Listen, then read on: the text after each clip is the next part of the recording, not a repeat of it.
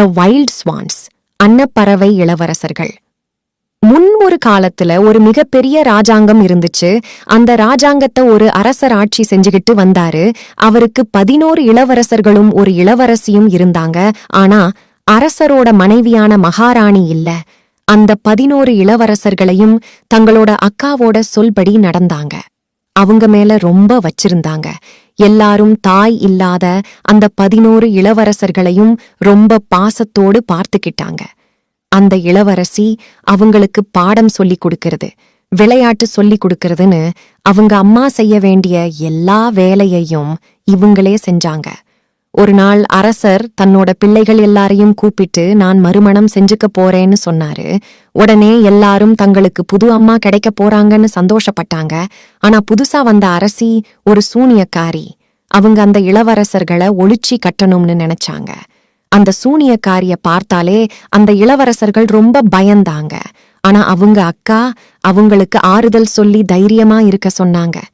இந்த இளவரசி அரண்மனையில இருந்தா இளவரசர்களை ஒன்னும் பண்ண முடியாதுன்னு தெரிஞ்சுகிட்ட சூனியக்காரி அரசர்கிட்ட சொல்லி வேற நாட்டுக்கு படிக்கிறதுக்கு அந்த இளவரசி அனுப்பிட்டா. இளவரசி படிக்கிறதுக்கு வெளிநாட்டுக்கு போனதுக்கு அப்புறமா ரொம்ப பயந்து போயிருந்தாங்க. இளவரசர்கள் அவங்க கிட்ட வந்த அந்த சூனியக்கார அரசி ஒரு மந்திரம் சொன்னாங்க. அந்த மந்திரம் சொன்னதும் 11 இளவரசர்களும் 11 அன்னப்பறவைகளா மாறிட்டாங்க. அந்த அன்னப்பறவைகளை வெளியே துரத்தி விட்டுட்டாங்க. அந்த சூனியக்கார இளவரசி கொஞ்ச நாள் கழிச்சு வெளிநாட்டுக்கு படிக்க போன இளவரசி திரும்ப வந்தாங்க. அவங்க வந்தத பார்த்த சூனியக்காரி ஒரு மந்திரம் போட்டாங்க. உடனே அந்த இளவரசியோட முகம் அவலட்சணமா மாறிடுச்சு. அவங்கள பார்த்தாலே யாருக்கும் அடையாளம் தெரியல. அதனால அரசர் அவங்கள வேற யாரோன்னு நினைச்சு காசு கொடுத்து அனுப்ப சொல்லிட்டாரு. ரொம்ப வருத்தப்பட்ட இளவரசி காட்டுக்கு போய் தன்னோட தம்பிகளை தேட ஆரம்பிச்சாங்க. அப்ப அங்க ஒரு மந்திர குளத்தை பார்த்தாங்க. அதுல இருந்த தண்ணி பளிங்கு மாதிரி மின்னுச்சு. அந்த தண்ணியை எடுத்து குடிச்சாங்க. இளவரசி உடனே இளவரசியோட முகம் திரும்ப வந்துட்டுது. அப்பத்தான் ஒரு நல்ல மந்திர பாட்டி அங்க வந்தாங்க. அவங்க இளவரசி படிக்க போனதும் நடந்த எல்லா விஷயத்தையும் சொன்னாங்க. உடனே இளவரசி ரொம்ப வளர்ப்பட்டு தன்னோட தம்பிங்களை பார்க்கணும்னு சொன்னாங்க. உடனே அன்மந்திர பாட்டி ஒரு மந்திரம் வானத்தை பார்த்து சொன்னாங்க. உடனே 11 இளவரசர்களும் அன்னப்பறவை ரூபத்துல பறந்து வந்த இளவரசர்கள் மேல அந்த மந்திர தண்ணிய தெளிச்சாங்க. அந்த மந்திர பாட்டி உடனே இளவரசர்கள் திரும்பவும் மனிதர்களா மறுனாங்க. ஆனா இரவு வந்ததும் அவங்க திரும்பவும் அன்னப்பறவையா மாறிட்டாங்க. அப்ப அந்த பாட்டி சொன்னாங்க, இந்த சூனியக்காரியோட பலம் அதிகமா இருக்க உங்களை நீங்க முழுசா காப்பாத்திக்கிடணும்னு என்னோட தங்கை அடுத்த காட்டுல இருக்கா, அவகிட்ட போங்கன்னு சொன்னாங்க. உடனே ஒரு பெரிய பாயை எடுத்து அதுல இளவரசிய உட்கார வச்சு அதை எல்லா அன்னப்பறவை இளவரசர்களும் தூக்கிட்டு அந்த காட்டுக்கு போனாங்க. அங்க போனதும் அந்த குட்டி மந்திரவாதிய பார்த்தாங்க. இளவரசர்களை காப்பாத்த ஒரு வழி சொன்னாங்க. அவங்க மந்திர மூலிகைகளை எடுத்து 11 உடை செஞ்சு இளவரசர்களும் போட்டு விட்டா எல்லாம் சரியாகிடும்னு சொன்னாங்க. ஆனா அந்த உடைகள் செய்து முடிக்கிற வரைக்கும் யாருகிட்டையும் பேசக்கூடாதுன்னு சொன்னாங்க. உடனே இளவரசர்கள் 11 பெரும் பகல்ல அன்னப்பறவையா எல்லா மந்திர மூலிகைகளையும் சேகரிச்சாங்க. ராத்திரியானதும் மனிதர்களா மாறி உடை தைக்க அவங்க அக்காவுக்கு உதவி பண்ணுனாங்க. ஒரு நாள் காட்டு பகுதியில மந்திர மூலிகைகளை எடுத்துக்கிட்டு இருக்கிறத பார்த்த ஒரு இளவரசரும் அவரோட தளபதியும் என்ன விஷயம்னு கேட்டாங்க.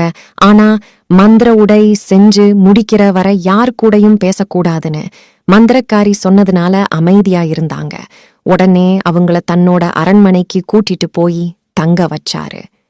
இளவரசர் ராத்திரி ஆனதும் யாருக்கும் தெரியாம காட்டு பகுதிக்கு போனாங்க. அந்த இளவரச இது ரகசியா ஒளிஞ்சிருந்து பார்த்த பக்கத்து நாடு இளவரசரும் அவரோட தளபதியும் பார்த்தாங்க. அப்ப புத்திசாலியான அந்த தளபதி, இந்த மூலிகை நீங்க எடுக்கிறதுனால ஏதோ முக்கியமான விஷயம்னு நினைக்கிறேன்னு சொல்லி காவலர்களை விட்டு நிறைய மூலிகைகளை பிடுங்கி அவங்க கிட்ட கொடுத்தாரு. அந்த தளபதி அந்த மூலிகையை வச்சு எல்லா இளவரசர்களும் உடை தயார் செஞ்சாங்க. இளவரசி மறுநாள் காலையில அன்னப்பறவை வடிவிலிருந்த இளவரசர்கள் எல்லாருக்கும் அந்த உடைய போட்டு விட்டாங்க.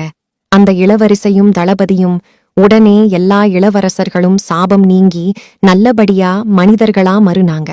அப்பத்தான் இத்தனை நாள் அமைதியா இருந்த இளவரசி நடந்த எல்லாத்தையும் அந்த உதவி செஞ்ச இளவரசர்கிட்டையும் தளபதி கிட்டையும் சொன்னாங்க.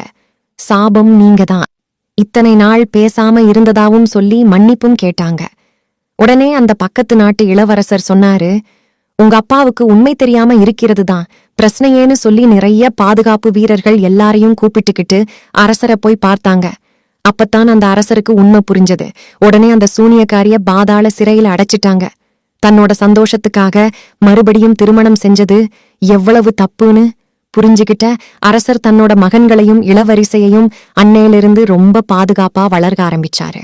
இதுக்கு எல்லாம் துணை செஞ்ச அந்த பக்கத்து நாட்டு இளவரசருக்கும் அவரோட தளபதிக்கு நன்றியும் சொன்னாரு அவரு.